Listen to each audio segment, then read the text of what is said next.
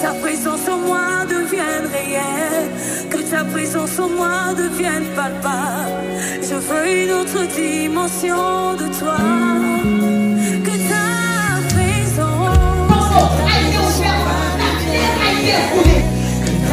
en moi devienne palpable. Donne-moi les clés de la joie, ça fait moi la pandémie. Donne-moi les clés.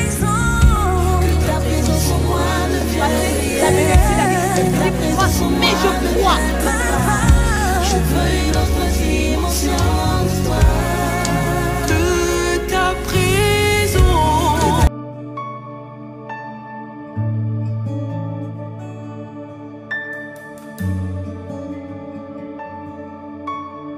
Je voudrais donc ce soir nous parler de la fragilité de la vie. Je voudrais ce soir parler de ce caractère de tous ceux qui peuvent facilement se casser.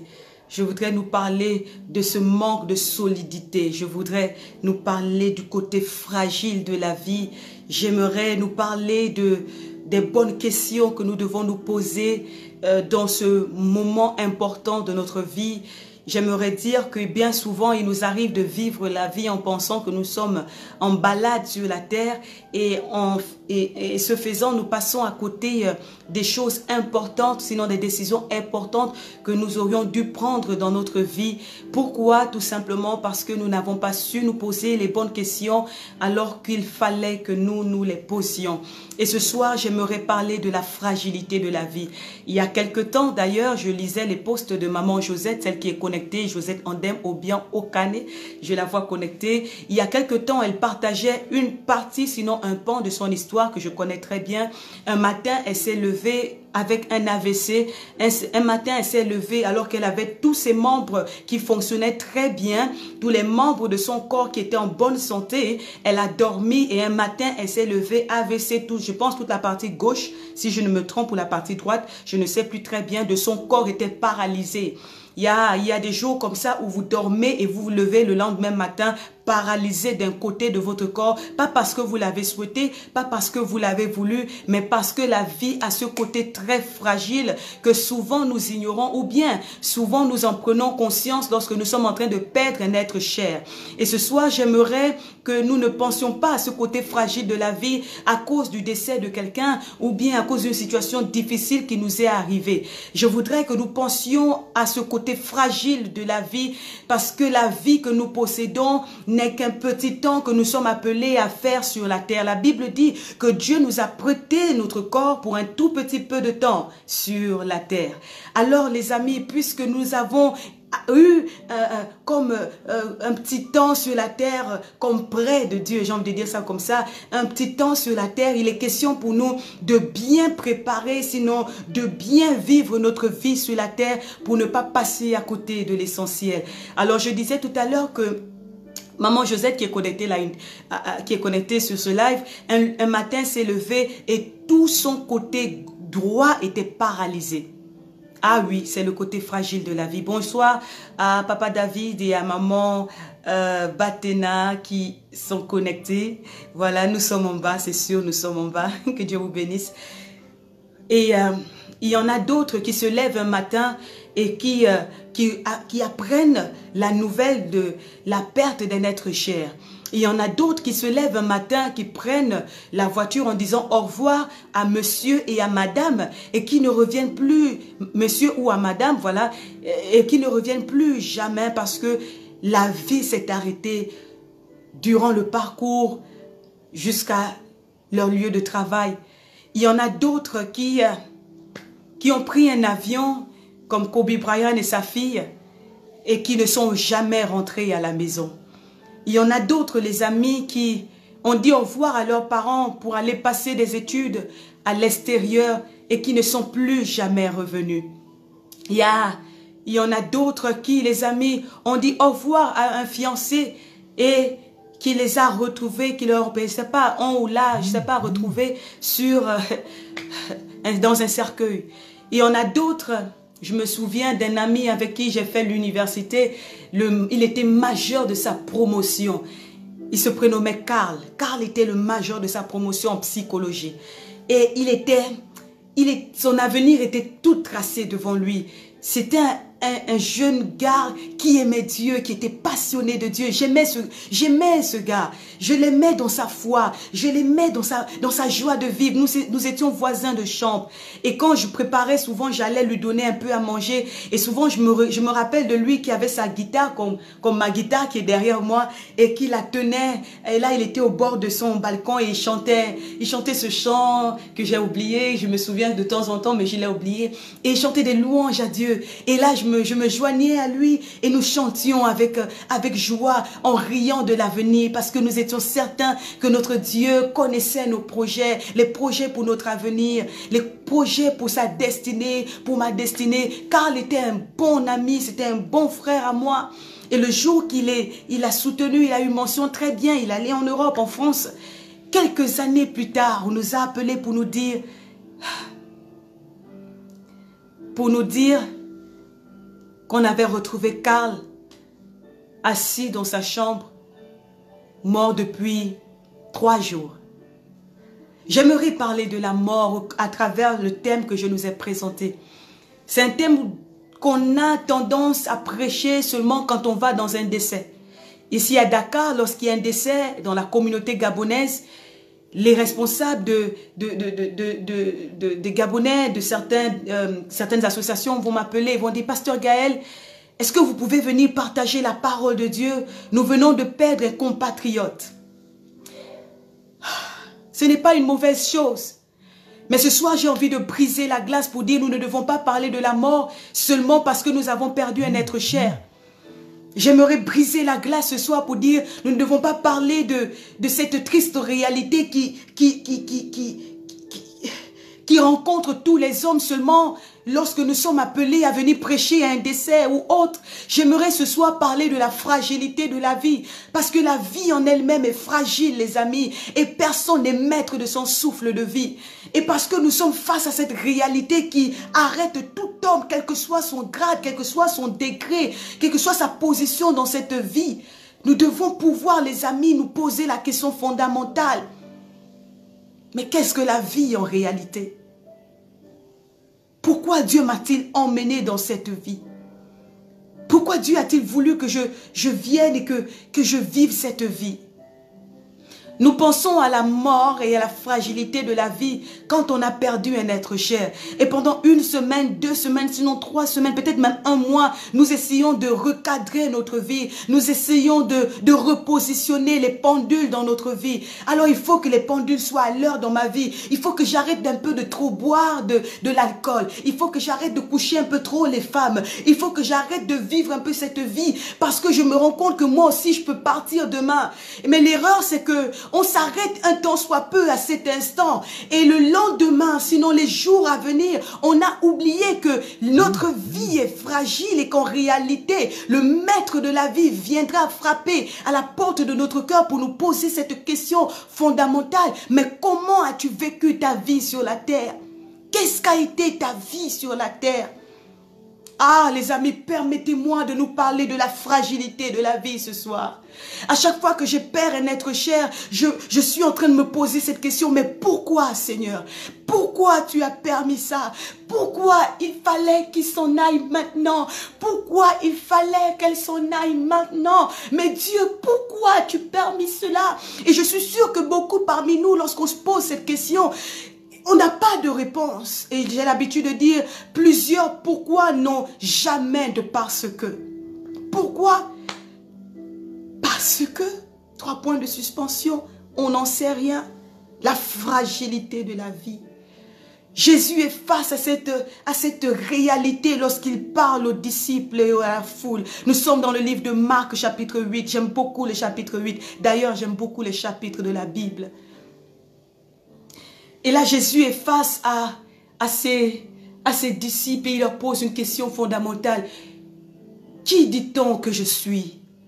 Et là, les uns, Pierre, Jacques et Barthélemy et les autres vont dire à Jésus, alors d'aucuns disent que tu es Élie, d'autres encore disent que tu es Jean-Baptiste, mais d'autres disent que tu es un prophète parmi tant d'autres. Ok les amis, c'est ce qu'on dit de moi. Et vous, que dites-vous de moi? Et la pierre va lui dire, tu es le Christ. Tu es le choisi de Dieu. Tu es le Seigneur de la vie. Yeah.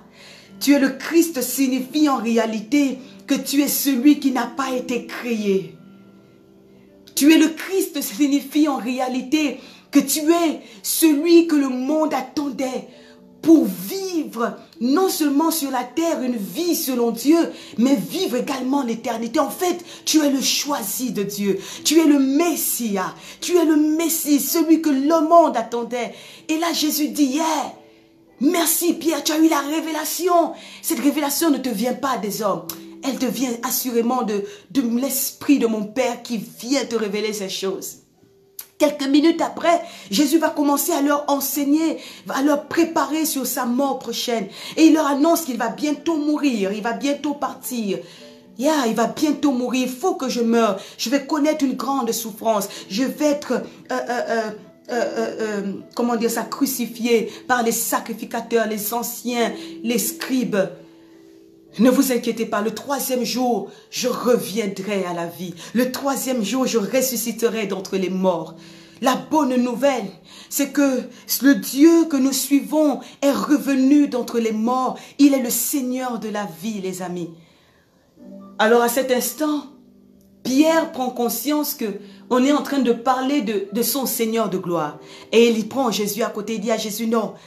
Non, non, non, non, je refuse que tu meurs. Non, non, jamais, tant que moi je vis, on ne te... Jésus l'arrête et dit, hey, cette pensée ne vient pas de Dieu, elle vient du diable. Arrière de moi, Satan. Jésus se rend compte que c'est un moment important, il faut qu'il donne un enseignement important aux disciples et à la foule. J'aimais Jésus parce qu'il savait utiliser les circonstances de la vie pour enseigner. Alors Jésus va sauter sur l'occasion pour faire asseoir la foule et faire asseoir les disciples. Et il va leur dire, celui qui veut venir après moi doit être prêt à renoncer à lui-même. Il doit être prêt à porter sa croix et enfin à me suivre. Et au verset 36, Jésus va dire, à quoi servirait-il à un homme de gagner ce monde s'il doit perdre son âme? Waouh! Qu'est-ce que tu veux dire par là, Jésus? À quoi servirait-il à un homme de gagner tout ce monde-là? Tout le monde. Si à la fin, il doit perdre son âme. Alors, est-ce que tu peux m'aider à taguer quelqu'un ce soir? Est-ce que tu peux m'aider à taguer quelqu'un, à taguer un ami, à taguer une amie, à taguer un petit frère, à taguer quelqu'un? Pour que chacun entende cette parole. À quoi te servirait-il de gagner ce monde si à la fin tu dois perdre ton âme? Jésus met en exergue 2 verbes importants. Le verbe gagner et le verbe perdre. C'est comme si Jésus les emmène à comment dire ça? J'ai pas envie de dire à s'opposer, mais tu vois,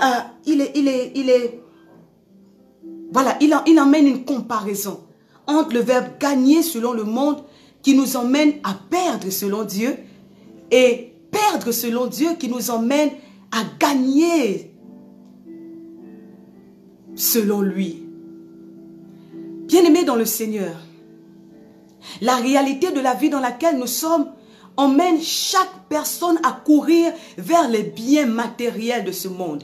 Et Jésus, c'est ce qu'il fait comprendre aux disciples et à la foule. Les amis, vous êtes à la recherche des biens, vous êtes à la recherche de la position sociale, vous êtes à la recherche de la richesse, vous êtes à la recherche de pouvoir. Ah, combien de personnes sur cette terre ne sont pas à la recherche de pouvoir? Combien de personnes ne sont pas à la recherche de l'autorité? Combien d'histoires n'avons-nous pas entendues autour de nous de telle ou telle personne qui, à cause de la recherche du bien matériel, va vendre son âme au diable, va vendre sa paix, va vendre son sommeil, va vendre une partie de son corps, va vendre son père, sa mère dans une secte, va aller, je ne sais pas, se prostituer simplement pour obtenir un peu de gloire dans ce monde. L'homme est à la recherche de la gloire. L'homme est à la recherche de l'honneur, de pouvoir. Et à cause du pouvoir, nous voyons les guerres, nous voyons des femmes qui abandonnent leur mari parce qu'elles ont trouvé mieux ailleurs. Nous voyons des hommes qui deviennent des gigolos. Pourquoi? Parce qu'ils veulent avoir de l'argent auprès des femmes qui ont de la position. Les hommes sont à la recherche de la gloire. Les hommes sont prêts à tout gagner. Ils sont prêts même à vendre leur âme pour un tout petit peu de temps sur la terre. Mais la vérité, comme la Bible nous informe, c'est qu'en réalité, écoutez, le diable a aveuglé l'intelligence des hommes afin qu'ils ne voient pas briller la gloire, la splendeur de la gloire de Dieu. Le monde est aveuglé et à la recherche du pouvoir, à la recherche du pouvoir. Le monde est prêt à tuer. Tout dernièrement, je voyais encore l'histoire d'une jeune fille de 3 ans qui a été violée. Et quand on va bien chercher, elle a été violée simplement parce que quelque part on a dit à ce monsieur que si tu le fais, tu auras du pouvoir, tu auras de l'argent, tu auras de la gloire. Ah, les amis, les hommes sont à la recherche de pouvoir. La nouvelle pour toi ce soir, mon ami, c'est que tu es appelé à vivre pour un tout petit peu de temps sur la terre. Un prédicateur était en train d'illustrer la vie sur la terre comme ceci. Un prédicateur que j'ai aimé écouter sur Facebook a dit ceci. Voici la vie de l'homme sur la terre. Voyez? Par exemple, voici la vie de l'homme sur la terre. Et pour cette vie, l'homme est prêt à tout. L'homme est prêt à tout pour le bonheur, pour la quiétude, pour tout. Il oublie en réalité que après la vie sur la terre, il y a une autre vie encore plus grande, plus longue.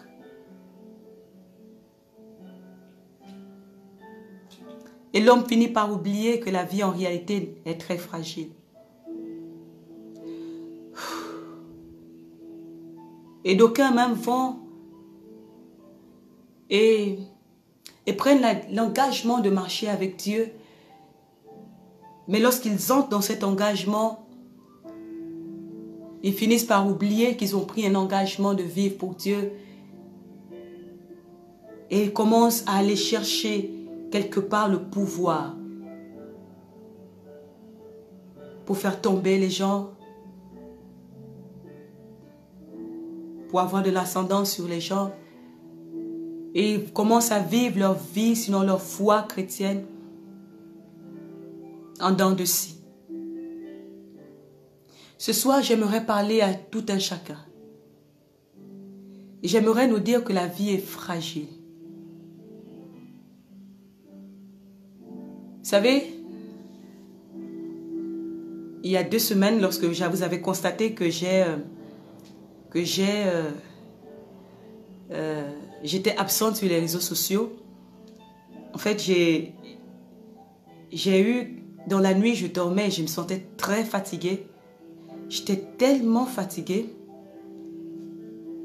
À un moment, je ne sentais plus mon bras. Je sentais comme si cette partie de mon corps ne fonctionnait plus. Je vous assure, j'ai paniqué dans la nuit. Je me suis dit, je suis seule chez moi. Seigneur, Seigneur, Seigneur. Et je commençais à prier. J'ai appelé 2 ou 3 personnes pour prier avec moi.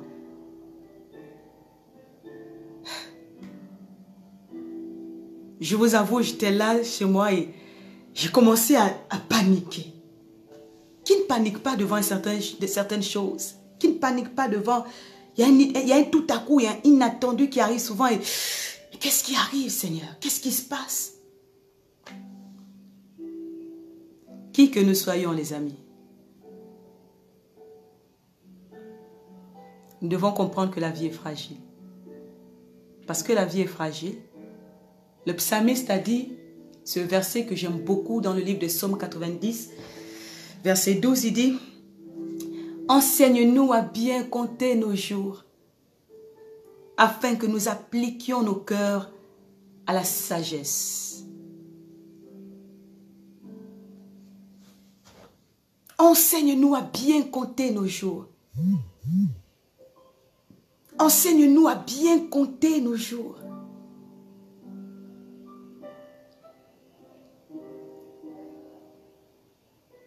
Apprends-moi à savoir comment placer mon pied sur le chemin de la vie. Le psalmiste s'est rendu compte en fait que la vie, du tic au tac, elle peut s'en aller, elle s'effrite entre nos mains, elle glisse entre nos mains. Et parce que nous ne sommes pas des hommes invisibles, des Highlanders comme on nous montre dans les séries télévisées, il faut qu'on se pose les bonnes questions, les amis.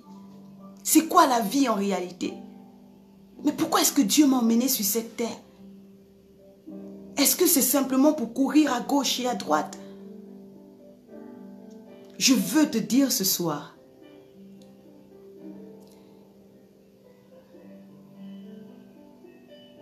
Jésus est venu pour donner un sens à notre vie, pour nous emmener à vivre notre vie, plus pour nous-mêmes, mais pour lui. C'est pourquoi il dit, celui qui veut me suivre doit être prêt à renoncer à sa propre vie. Et vous voyez, le monde n'est pas habitué à cela. Pour le monde, il faut gagner pour gagner. Mais pour Dieu, il faut perdre pour gagner. Et pour le monde, en fait, il faut gagner pour gagner. Les amis, j'aimerais vous dire ce soir que la multiplication du monde, c'est tu as tout acquéri, des millions et des milliards. Et un jour, tu devras multiplier ces millions et ces milliards par 0. Et tu gagneras 0. Mais pour Dieu, il faudra tout perdre. Et au travers de cela, tout gagner.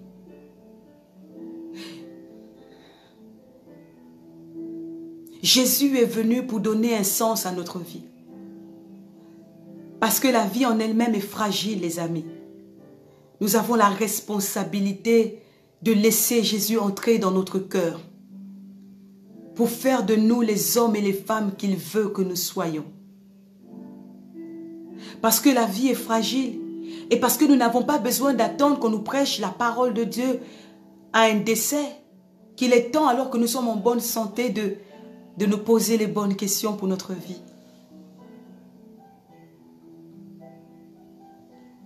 On peut parler de mariage, mais si la fragilité de la vie sonne à ta porte, tu ne vivras jamais le mariage.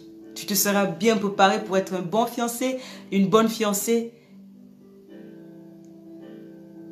Mais la fragilité de la vie t'emmènera à ne pas vivre ce pourquoi tu t'es préparé. Alors à quoi cela sert-il de gagner ce monde si à la fin nous devons perdre notre âme? Lorsque j'étais jeune, il y a ce chant que nous chantions. Et le chant disait: toi mon frère, pendant que tu es vivant, choisis le bon chemin de ta vie, celui de Jésus ou celui de Satan. Choisis le chemin de ta vie. Mon frère, décide-toi, oh, décide-toi.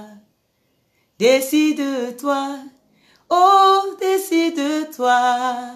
Oh, oh, oh, oh, décide-toi. Oh, choisis le chemin de ta vie. Il faut que tu choisisses le bon chemin de ta vie parce que, mon ami, la vie est trop fragile pour t'amuser et t'amuser sans prendre conscience qu'il y a un Dieu qui est venu pour t'emmener à vivre cette vie selon lui, afin que par lui, même si tu meurs, tu finisses par vivre éternellement. La vie est trop fragile. S'il vous plaît, je n'avais pas envie de trop m'étaler dans de grandes révélations, etc. Les grandes révélations, vous en entendez tous les jours, c'est sûr. J'avais juste envie de te parler de cet aspect qui t'emmène, qui doit t'emmener à marquer une pause.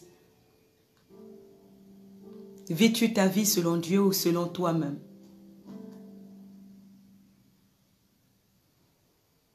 Vis-tu ta vie selon Dieu ou selon toi-même?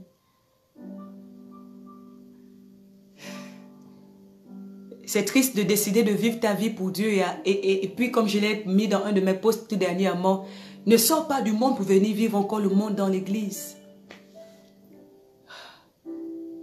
Non, Seigneur, aide-nous à être prêts parce qu'on ne sait pas le jour ni l'heure. Aide-nous à être de vrais frères, de vrais chrétiens.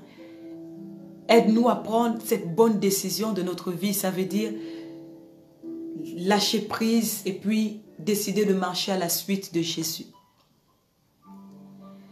Il faut être assez courageux pour tout lâcher et décider de marcher à la suite de Jésus. Et aujourd'hui, la possibilité t'est donnée de prendre cette résolution, de laisser Jésus influencer ta vie parce qu'il t'aime en fait. Jésus t'aime quoi, il t'aime. Il veut faire de toi un homme qui ne vit plus pour lui. Parce que voyez-vous, le monde dans lequel nous vivons est un monde qui devient de plus en plus méchant, odieux, orgueilleux, s'amusant avec les choses de Dieu. Ne prenons pas conscience que la vie, en fait, ne nous appartient pas. Et à cause de cela,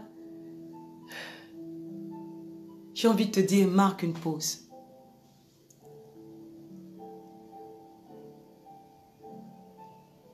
Parce que la vie ne t'appartient pas. Tu peux tout posséder, mais à la fin, tu peux perdre ton âme. Tu peux tout avoir, et à la fin, tu perds ton âme.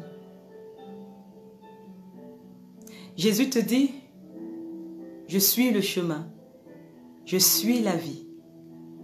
J'ai vaincu la mort qui nous fait peur, la mort qui te fait peur. Jésus-Christ l'a vaincu. Il est l'unique qui a vaincu la mort et le péché. Aucun leader religieux, aucun prophète de ce monde, aucun n'a vaincu la mort comme Jésus. Jésus a vaincu la fragilité de la vie. Et le troisième jour, il est revenu d'entre les morts. Pour te rassurer, toi et moi. Pour te rassurer et me rassurer. Que si nous prenons l'engagement de marcher après lui, quelle que soit la fragilité de la vie, nous vivrons éternellement avec lui. Rassure-toi d'avoir fait le bon choix de ta vie. Rassure-toi d'avoir donné ta vie à Jésus. Et rassure-toi de marcher conformément selon sa parole. La vie est trop fragile pour qu'on s'amuse. La vie est trop fragile pour qu'on s'en veuille les uns les autres. La vie est trop fragile pour qu'on dise « Ah, écoutez, c'est bien de dire tout ça, mais moi je fais du bien. Moi je fais de bonnes œuvres. Moi, parce que j'ai pris conscience que la vie est fragile, j'ai compris que ce qui doit nous unir dans ce monde, c'est l'amour. Ok, nous devons nous aimer. Faisons les bonnes œuvres. Faisons du bien aux pauvres. Mais j'aimerais ouvrir une parenthèse pour dire, les bonnes œuvres ne suffisent pas. Les bonnes œuvres ne suffisent pas. Vivre l'amour en dehors de Dieu qui est amour, c'est un leurre. Et pour connaître le vrai amour, il faut passer par le Christ. Il est la condition sine qua non pour Dieu. Il est la condition sine qua non qui peut nous emmener à vivre les bonnes œuvres selon Dieu et à manifester l'amour selon Dieu.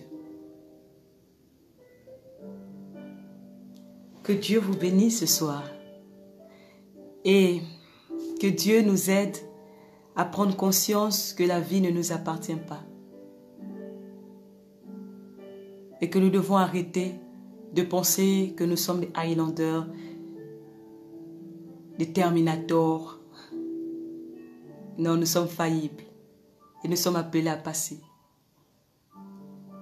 En ces quelques mots, je voulais simplement nous encourager à bien vivre notre vie, à bien compter nos jours, à travailler quotidiennement, à bien faire l'œuvre de Dieu, à prendre l'engagement de donner notre vie à Jésus pour qu'il règne en nous.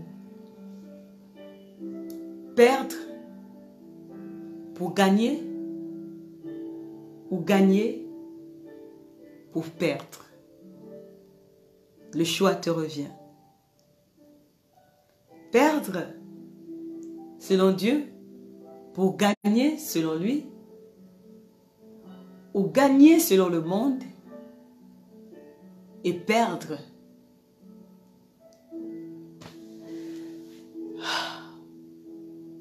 J'aimerais te dire, choisis l'équation de perdre selon le monde, perdre, pardon, selon Dieu et gagner.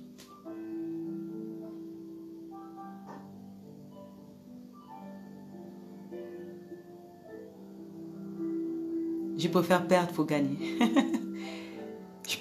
Et quand on dit perdre, c'est quoi en fait? Perdre, c'est j'abandonne ma volonté à la volonté de Dieu. J'abandonne ma vie à Dieu. Je reconnais qu'il est mon Seigneur et mon Roi. C'est lui qui gère ma vie. C'est lui qui est mon Seigneur. C'est par lui que je décide de vivre. C'est son amour que j'ai envie d'apprendre à connaître. Je veux laisser son amour me transformer. Je veux laisser son amour me sauver. Je veux me perdre en lui. Et vous savez, quand on décide de perdre notre vie pour Dieu, la bonne nouvelle, c'est qu'il nous rassure qu'il n'y a personne qui l'ait fait et qui ne gagne sur cette terre ce qu'il a perdu.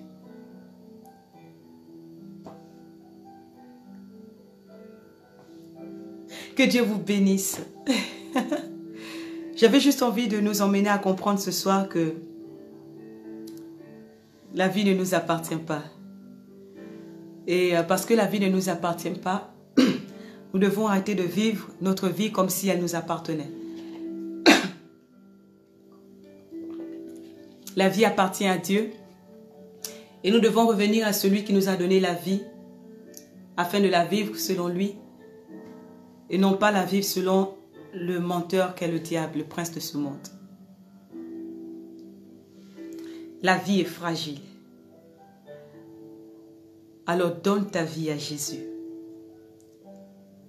Pour que quelle que soit la fragilité de la vie, tu puisses apprendre à bien compter tes jours sur la terre et à vivre l'éternité auprès de lui. Il y a quelque chose que j'ai noté et je vais finir avec ça. Donc c'était pas...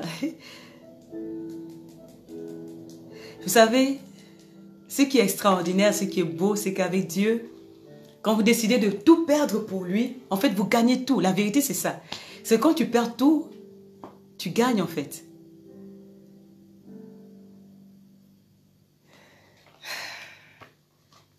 Tu gagnes la paix dans le tumulte. Quand tout commence à s'agiter, parce que Dieu est dans ta barque, parce que tu as décidé de le laisser diriger ta barque, tu gagnes la paix et la stabilité lorsque la dépression veut cogner à ta porte. Parce que Dieu est là, tu gagnes l'assurance de l'éternité. Tu apprends à rester à ta place, comme j'écoutais la prédication de Maman Batenas aujourd'hui. Elle a donné un très beau message que je vais d'ailleurs partager. Tu apprends à rester à ta place. Tu apprends à découvrir que Dieu m'a appelé à être en deuxième position. Et là, tu trouves le bonheur d'être deuxième. Tu ne cherches pas la première place. Parce que là où Dieu veut que tu sois, c'est là, à la deuxième place. Et tu trouves ton bonheur à cet endroit. La vie est trop fragile pour vivre comme tu désires en fait. Prends la bonne décision. Marchez avec Dieu. C'est ce que j'avais envie de vous dire ce soir. J'avais envie de vous encourager, de nous encourager à prendre conscience que notre vie est trop fragile, les amis. Et On a vu des pasteurs, des grands hommes de Dieu qui sont morts. On a vu... tout le monde meurt, hein? Pasteurs, sorciers, marabouts, etc. Tout le monde meurt. Le plus important, c'est pas de mourir. Le plus important, c'est où est-ce que je vais après la mort. Où est-ce que je vais après la mort? Moi, je vais... J'ai une place que mon Jésus a déjà préparée. Et toi, quelle est ta place? Celui que tu suis présentement, est-ce qu'il te rassure que tu auras la vie après la mort? Suis le Seigneur Jésus. Et tu seras à jamais béni. Sur cette terre, tu connaîtras la paix. Et après la mort, tu connaîtras encore la paix. Il y a des gens qui ont connu la paix sur cette terre, selon le monde, et qui connaîtront le trouble plus tard, après la mort. Parce qu'ils n'ont pas choisi la bonne part. Choisis la bonne part que Dieu te propose. Parce que la vie est très fragile. Choisis la bonne part. Et si tu as choisi la bonne part, vis pour Dieu. Marche pour Dieu. Avance avec Dieu. Dépends de Dieu.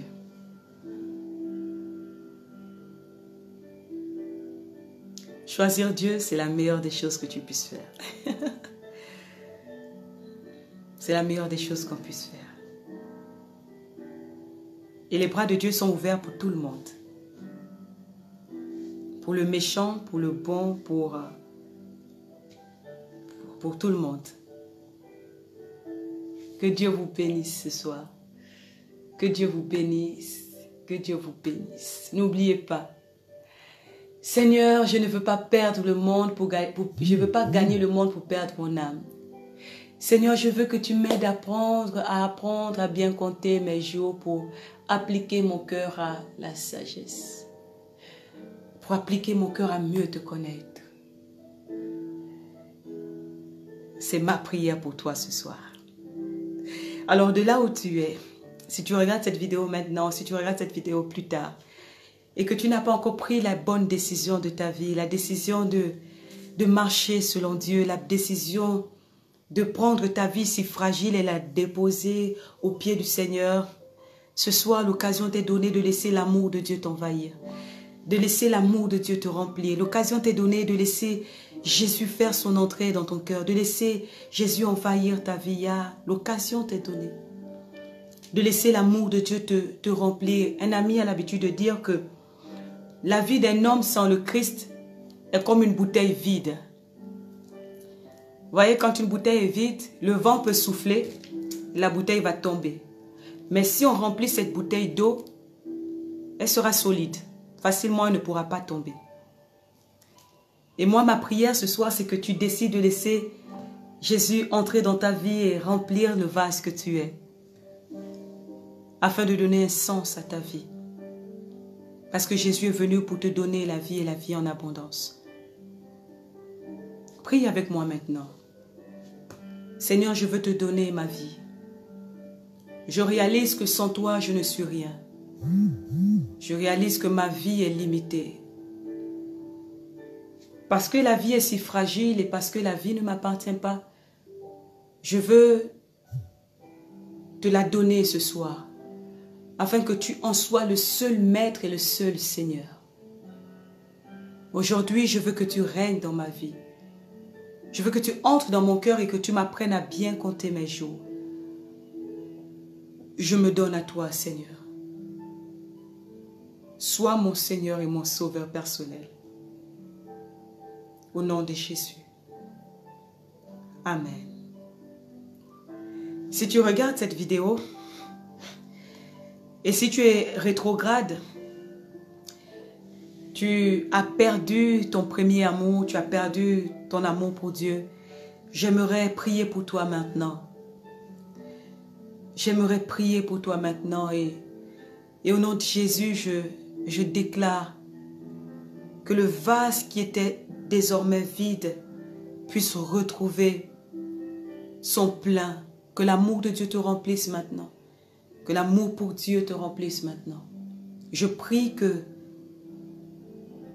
de l'état de rétrograde où tu étais, tu retrouves le chemin de la vie en Christ.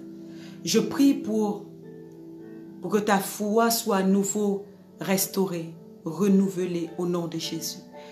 Que ton cœur reprenne à nouveau à s'attacher aux choses de Dieu. Que l'amour du péché tombe ce soir et laisse place à l'amour de Dieu. Que les liens de la servitude qui te gardaient captif, loin de la présence de Dieu, se coupent maintenant. Sois libre au nom de Jésus. Sois restauré au nom de Jésus. Amen.